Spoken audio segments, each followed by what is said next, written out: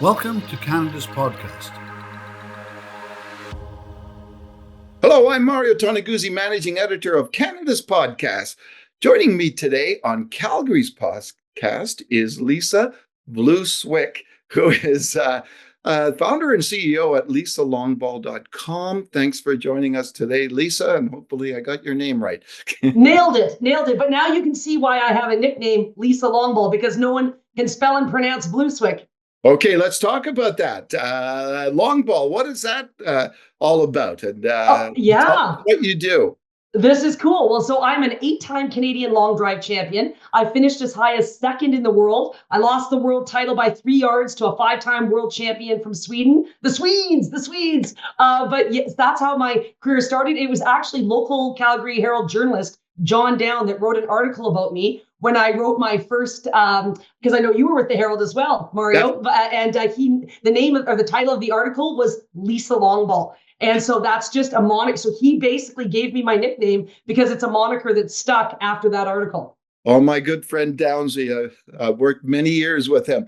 He just celebrated his 80th birthday this week, actually. I saw that, and you guess what he was? He was out on the golf course. Of course.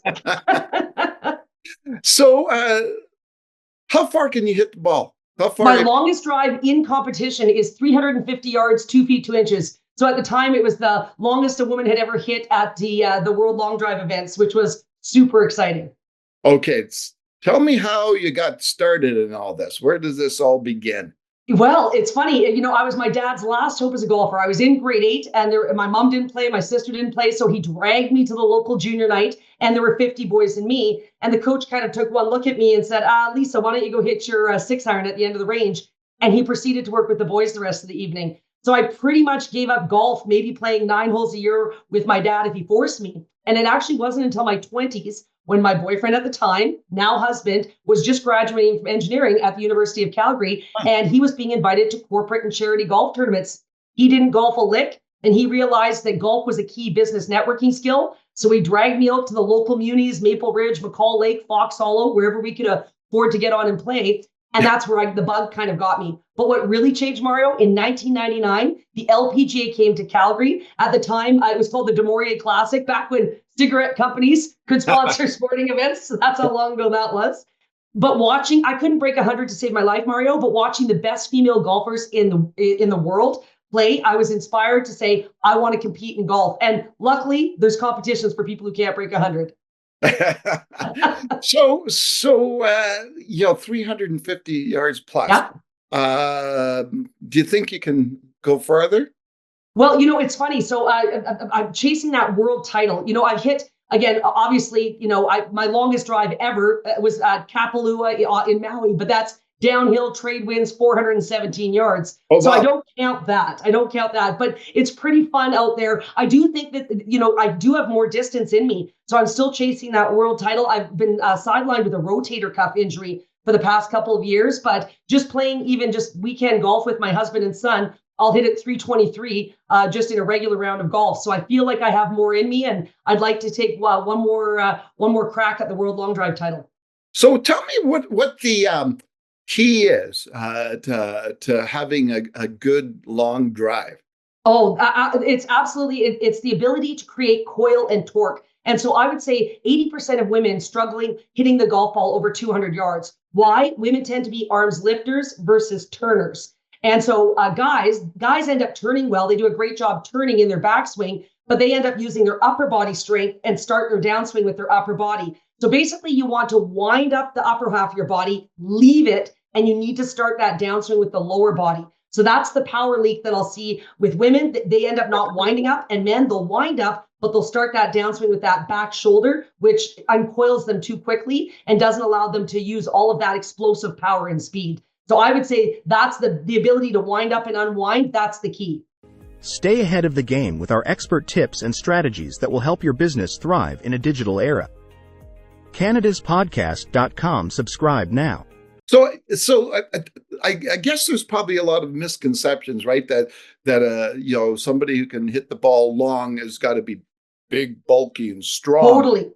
Yeah, Jamie Sidlowski, actually another Albertan, 5'10", $165, hit it 417 yards at the World Long Drive Championships. So it's going to show you that these a slender, tall, athletic, but again, flexible. And what was cool was he played a high level, I believe, junior hockey. And interestingly enough, he played that left-handed because a lot of hockey players like to skate down the rink with the stick in their dominant hand. So he actually, which was his right hand. So he shot left in hockey, but he played golf right. And I think that helped him with that ability to create amazing twist and turn, coil and torque in his swing. Wow. Yeah. How's the rest of your golf game? You know what? So I played about a 4 handicap. So I actually, what was so cool, Mario, is in 1999, here I was a 30 plus handicap, couldn't break 100 to save my life. I started, entering golf competitions for high handicap golfers, and I was hitting it 80 to 100 yards past all the other ladies. That's when I thought, you know what, maybe I am long. So I entered a long drive competition, and I hit it 313 yards with a set of clubs I bought from Costco, if you can believe it. But then from then, leapfrogged 10 years later, a decade later to 2009, I was teeing it up at a Monday qualifier when the LPGA came back to Calgary. So I didn't make the cut. I shot a 74 in the practice round, which would have put me as the 4th place girl. But on the day of, I hit 3 balls out of bounds. That's my issue as a long driver. I've got the distance, but man, if I hit it out of bounds and you're laying 3 off the tee, that's a rough day. Yeah. So you do a lot of public speaking. When did that start? This is unbelievable. So once I was competing at a national and international level, my first foray actually came from Shaw. Shaw reached out to me to say, hey, Lisa, any chance you'd come to our corporate and charity golf tournament? Come stand on a hole, hit balls for guests, raise money for charity. I didn't even think that was a job. And that has parlayed into, I've done hundreds of events all across North America for corporations or charities. Again, raising money for charity, standing on a tee, hitting balls for guests, and emceeing the dinner. That's kind of where the public speaking first got started. And then from there, there was the Oil Mins. The Oil Mins is an annual event that happens typically between Banff and Jasper each year. And the chairman, Bill Lingard of the Oil Mins that year said, hey, Lisa, would you come? We're going to do a ladies event this year for the first time on the golf course. But we also want to do a lunch where we hire a keynote speaker. Would you come and do that? And I'm like, absolutely. Well, gosh, Mario, I had never done a keynote speech. I didn't know what it was, but I thought, throw me in, coach, I'll do this. And I did a ton of research. And basically that's where my keynote speaking career began. And I basically share my story of how I went from a high handicap recreational golfer to rank to number 2 in the world. And the title of my keynote is Drive Determines Distance. Drive Determines Distance. Yep. Okay. Going to write that motto down. Right. Put it on my computer. Look at it every day. Drive Determines Distance. Before I'm going to ask you some questions about public speaking, I just wanted to go back on the golf part of it for a second.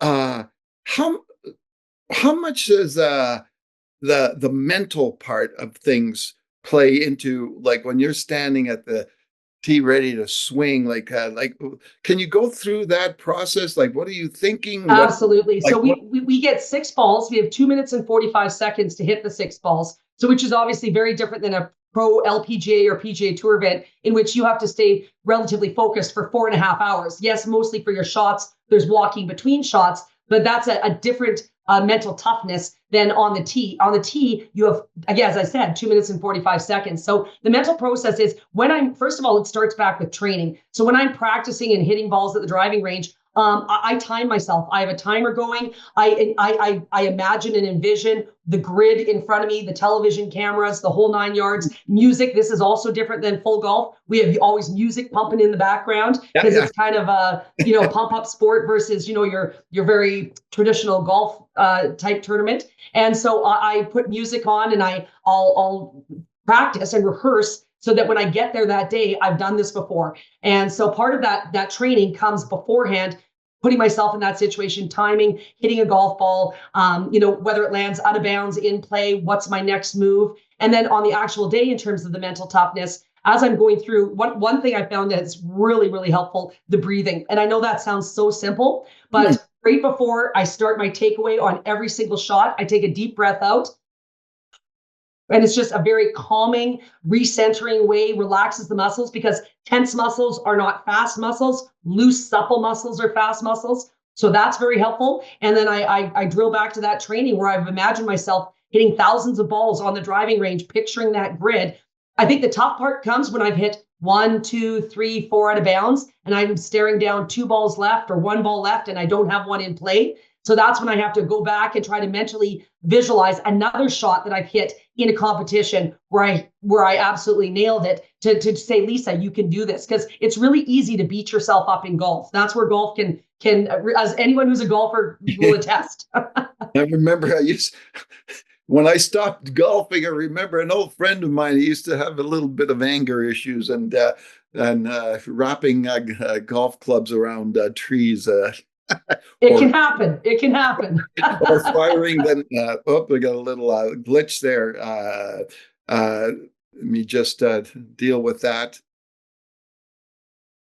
Okay, we're back on. They'll fix that. So they'll fix that. Yeah. Yeah, and the other thing too. Yeah, so firing a club into a pond or something like that. I've seen it. So drive determines distance. All right. Tell me what you mean by that.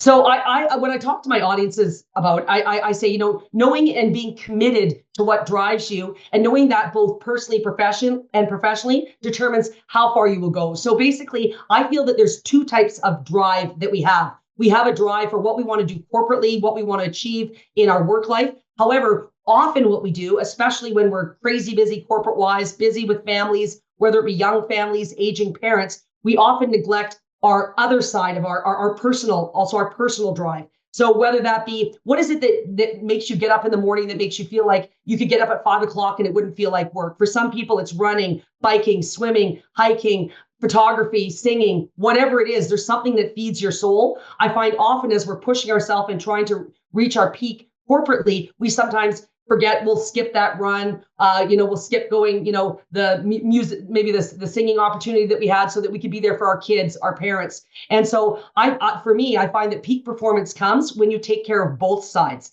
And I talk about goal setting, both personally and professionally. But being committed to that and many steps along the way, that obviously having that big, crazy, hairy goal. My big, crazy, hairy goal was to win the World Long Drive Championships. I haven't won the World Championships. I've come second in the world twice. But Mario, the experiences I've had along the ways and the lessons that I've learned along the ways are just absolutely invaluable. What advice would you give to people that they're struggling? They're struggling in a lot of things, whether it's a personal life, whether it's a professional life. What would you tell them to get them back on track?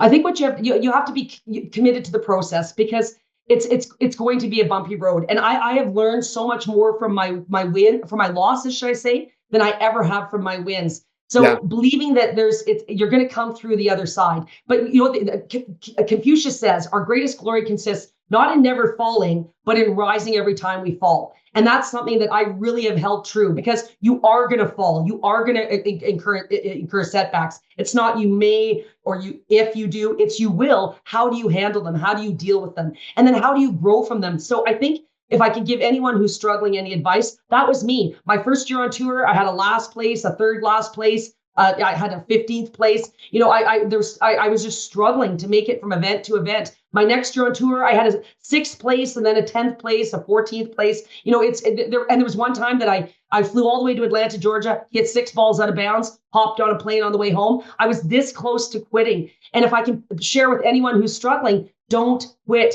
Persevere, go through, take the lessons that you've learned along the way. And the other thing, there's no shortcuts. You've got to put in the work. You can sit there and ballyhoo all you want at home, but really you have to be prepared to outwork the other person, and know that if you do trust in the process, success will come. And again, as I said, I never won the world title, but the experiences I've had have so far outweighed my even possible imagination of what I could have possibly imagined that could have happened, because I persevered, because I picked myself and dusted myself off each and every time. So again, it might not be the ultimate goal that you thought you were going to have, but there could be a left-hand turn in your life. There could be something magical that's going to happen if you just keep going. Discover the latest trends, strategies, and success stories in the ever-evolving world of business. CanadasPodcast.com. Subscribe now. What does it take? What kind of a person, an individual, has the ability to do that? Well, I think that first of all, that's where I talk about drive. It has to be in you. This has to be something you can lead a horse to water, but you can't make him drink. So meaning that it has to be something you want, that it's in you, that it excites you. If it doesn't excite you, you're not going to work for it.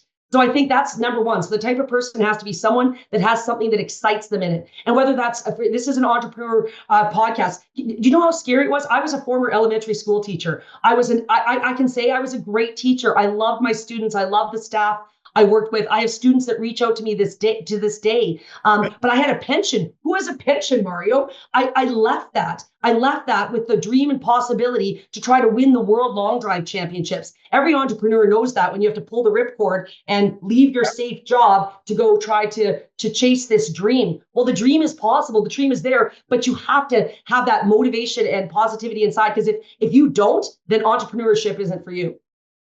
Well, that's true. Yeah. Well, and the other thing is, Mario, if I could say also, is you have to surround yourself with people who support you. There's people all over that will tear you down and tell you can't. No, that's impossible. You have to surround yourself with people who support you. For instance, my husband, like how many spouses, your spouse comes home one day and says, "Oh, sweetheart, I think I'm going to quit my job and become a professional long driver."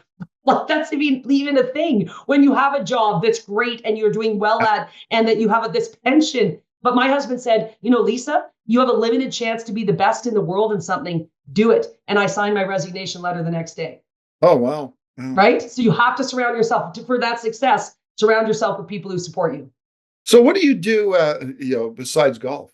Oh, wow. So I wear so many different hats. So in addition to competing, then I made the foray into golf entertaining, where I'm hired at corporate and charity golf tournaments across North America. Okay. Then my foray into keynote speaking, in which I speak at conferences and conventions all across North America. Well, then I saw a need. When I was at these conferences and conventions or at these tournaments, what I would notice on the golf course is 75 to 85% of the attendees were men. And I thought, where are all the women? And so many women said to me, "Oh, Lisa, I'm not good enough to say yes to that corporate or charity golf tournament invitation." Women don't like to do things poorly, and we especially don't like to do things poorly in front of our male counterparts, especially in a business setting. So I actually started the Lisa Longball Golf School for Women. So it started here in Calgary and it's expanded. I've had schools in Kelowna, Toronto, Montreal, Prince Edward Island, Orlando now, Phoenix, and I just came back last week from Palm Springs. So all across North America, helping women find their best game. Cool. Right. So, and then in addition to that, I was asked actually by the Calgary Herald. The Calgary Herald reached out to me and said, Lisa, we're looking for a weekly column during the golf season. So Masters weekend to Labor Day, would you consider? And funnily enough, Mario, I actually turned it down. I said, "Oh, thank you so much." I said, "But I'm not a journalist." And they said to me, "So you're a former school teacher, right, Lisa?" And I said, "Yes." And they said, "So you can read and write to a grade 5 level?" And I said, "Yes." And they said, "So what's the problem?" But had they not pushed me, that was an opportunity that I didn't even see coming. From that, I've now had my own column in Golf Digest Canada. I've been in Golf Tips magazine cover story. I'm a golf travel journalist where I get to travel all around the world, Spain, Ireland, Scotland, Hawaii, all writing articles about and reviews on golf courses. Wow. So an opportunity and a job I never saw there because I almost said, "Oh, I had my blinders on," instead of being open to what that left-hand turn could be. Yeah, exactly. Let's take the golf out of it for a second. But Okay. do you have any other hobbies, interests? Oh, yes. So my secret passion, I have two secret passions. My first secret passion is wake surfing. So if anyone would follow me on social media, I started this over the pandemic. And so but wake surfing is behind, it's not in a set of boots, that's wakeboarding. It's wake surfing is behind, you're on a little surfboard behind a boat, and there's no rope, and the boat creates a wave, and you basically, it only goes about 10 miles an hour, and you surf this wave behind the boat. Well, over the pandemic, I was tired of seeing all this negativity on social media. So I wanted to do something just to make people laugh and smile. So I always wear a life jacket, but over my life jacket, I put a house coat on and a towel on my head, and I had a Golf Digest and a cup of coffee, and I wake surfed with this. Well, this video went viral. People magazine picked it up, Lay's potato chips and Pepsi for the Stanley Cup playoffs. So I've surfed in goalie gear. I did Toronto Raptors. I did a Blue Jays one, a golfing one. So anyway, so that's a secret passion of mine is I love wake surfing. And then the other thing is being a hockey mom. So my son Luke plays for in the WHL for the Red Deer Rebels, and this is actually his NHL draft year. So watching him from a little Timbit, going through hockey, and now to have an opportunity to potentially be drafted in the NHL has just been this wonderful journey that I'm excited to go cheer him on. So you give your son your pep talk that you give in your speaking? Oh, absolutely. So, but he does. And what's really, he sees, he's watched me at World Long Drive Championships. He's watched me win. He's watched me fail. He's watched me train harder and come back and succeed. So it's true. He's seen all of that. And when he's been interviewed himself, he actually has credited having me as mom as a professional golfer and watching me at a world-class level and what it takes to compete against the best in the world. And he said he's learned from that. And also, I'm super proud of when he does interviews, he's very well spoken because, again, he said that my mom's been a great role model for me. So that's really cool as a mom's son, because often it's the dads, that maybe get the opportunity to do that. But here, my son gives credit to his mom. Super cool. Well, thanks so much, Lisa, for joining us today. Well, thank you so much for having me, Mario. Love what you do. And being an entrepreneur, it's the best choice I ever made. So I just can't say enough about it. And so for any of your listeners who are considering it or in it right now, keep pushing through because it's the best thing I've ever done. Excellent. Well, that was Lisa Longball-Vlouswick, who is founder and CEO at lisalongball.com. I'm Mario Toneguzzi, managing editor of Canada's Podcast. Thanks for joining us today.